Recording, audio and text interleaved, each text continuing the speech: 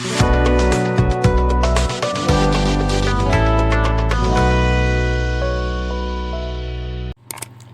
گئے وقتوں کی بات ہے کہ کسی شہر کا قاضی مرغی لینے بازار گیا۔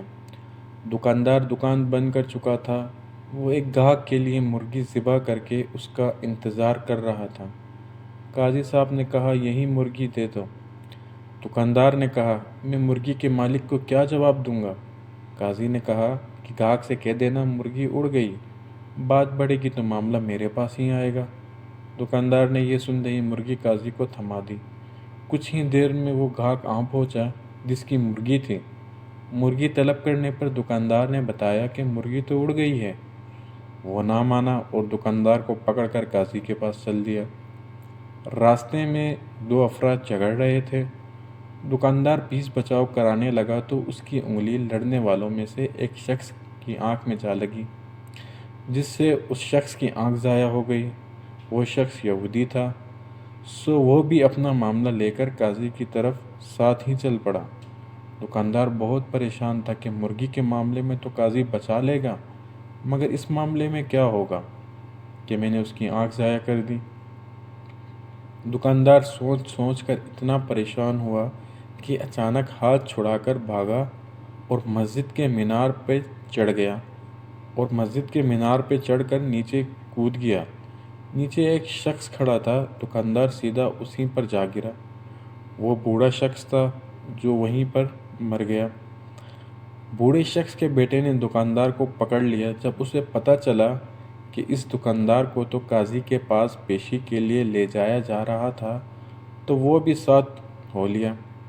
معاملہ قاضی کی عدالت میں پہنچا تو سب سے پہلے مرغی والے گاہک نے اپنا مقدمہ پیش کیا کہ میں مرغی ذبح کروا گیا تھا۔ اب دکاندار کیسے کہہ رہا ہے کہ مرغی اڑ گئی ہے؟ بھلا مری ہوئی مرغی کیسے اڑ سکتی ہے؟ قاضی صاحب بڑے غصے میں نظر آئے۔ قاضی نے مدعی کو غصے سے دیکھا اور کہا کہ مرنے کے بعد دوبارہ زندہ ہونے پر تمہارا ایمان نہیں؟ یہ سن کے وہ ڈر گیا کہ کہیں کفر کہیں فتویٰ نہ لگ جائے۔ اس نے بالکل میں مرنے کے بعد دوبارہ زندہ کیے جانے پر یقین رکھتا ہوں۔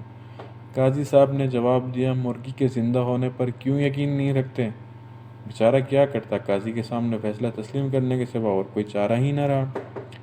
اب قاضی کے بعد دوسرا مقدمہ پیش کیا گیا۔ دکاندار نے ایک یہودی کی آنکھ پھوڑ دی تھی اور یہودی قصاص کا طلبگار تھا۔ چونکہ یہودی کے لیے قصاص آدھا مقرر تھا، اس لیے قاضی صاحب نے فیصلہ سنا دیا، دکاندار نے یہودی کی ایک آنکھ پھوڑی ہے، اس لیے نصف قصاص دشوار ہوگا۔ بہتر ہے کہ دکاندار یہودی کی دوسری آنکھ بھی پھوڑ دے اور یہودی بدلے میں نصف قصاص یعنی دکاندار کی ایک آنکھ پھوڑے گا۔ فیصلہ سنتے ہی یہودی کی سٹی گم ہو گئی کہ اگر دوسری آنکھ بھی چلی گئی تو کہیں کا نہیں رہوں گا۔ اس نے اپنی جان بچانے کے لیے دکاندار کو معاف کر دیا۔ اب تیسرے مقدمے میں بوڑھے کا بیٹا قاضی کے روبرو پیش تھا۔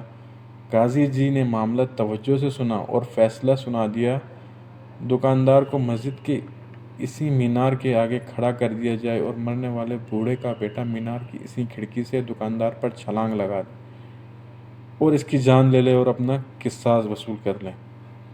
یہ سن کے ہی بوڑھے کا بیٹا پریشان ہو گیا۔ بوڑھے کے بیٹے نے قاضی سے کہا، قاضی صاحب اگر دکاندار ذرا سا بھی ادھر ادھر ہوا تو میری اپنی جان چلی جائے گی۔ قاضی نے جواب دیا، تو تمہارا باپ بھی تو ادھر ادھر ہو سکتا تھا نا۔ یوں قاضی نے اپنا عظیم فیصلہ اس دکاندار کو سنا دیا۔